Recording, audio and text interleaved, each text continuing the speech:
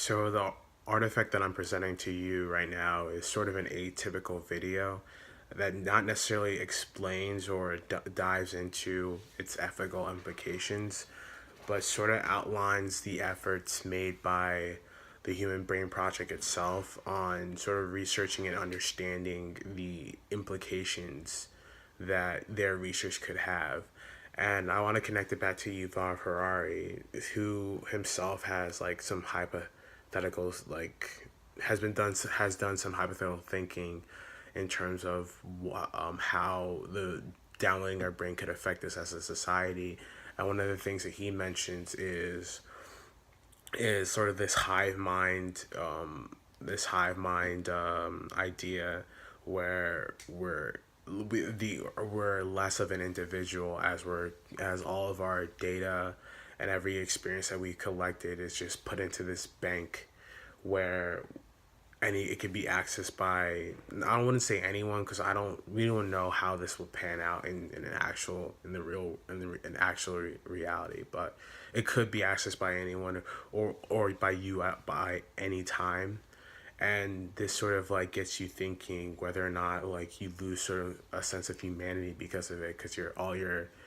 part of being human is holding on to these memories where you also might lose them. And it's also something that you can't just pick and choose or just grab out of a bank, or anyone can just grab out. Or even another situation is where you yourself can be sort of made up in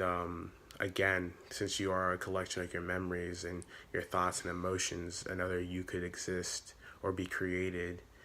And so that can also make you lose your own dignity, as Kant would suggest, like you become less human, as like your dignity and your own free will of choice will be sort of like directed and by like outside sources such as the government, as they study the brain, they're also trying to sort of solve humanity's faults by sort of and that has to do with genetic engineering and sort of altering the brain. And by computerizing it, it'd be easier to study and easier to just fix, like you would do for any like broken down machinery. But Kant would suggest that the inherent faults of man and the ability to choose, having to choose between right and wrong,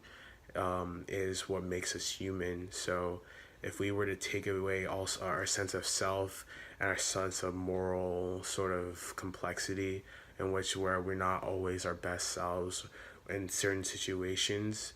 but we're still human at the same time, I think that he would see sort of this project, but not necessarily as in a bad light, but he would be very, very cautious of how they go on about dealing with or trying to fix humans. And I just want to also connect this sort of the Mill's consequentialism, where he just sees it like you're your own person, or it doesn't matter if people try change you for the directly change you or influence you genetically, as long as like the greater good or the consequences are turn out to be good, then the act itself he doesn't consider the act itself that very important. But I myself would lean towards Kant's point of view, as if, because I believe that there's sort of a sacredness, like I believe in like the sacred slash degraded, I forgot what it's called, but the sacred sanctity, moral foundation to humans, and I believe there's a soul that we each have, and no matter what we're born with, that's what makes us who we are. And to try to change this into this perfect being or download us into a hive mind is philosophically wrong morally wrong in my opinion. So thank you. But the video herself, just to mention her again, she just outlines the ways in which the Human Brain Project is delving into this issue, and I just want to recognize them for understanding that they could have a huge impact on society, and especially the future. So thank you.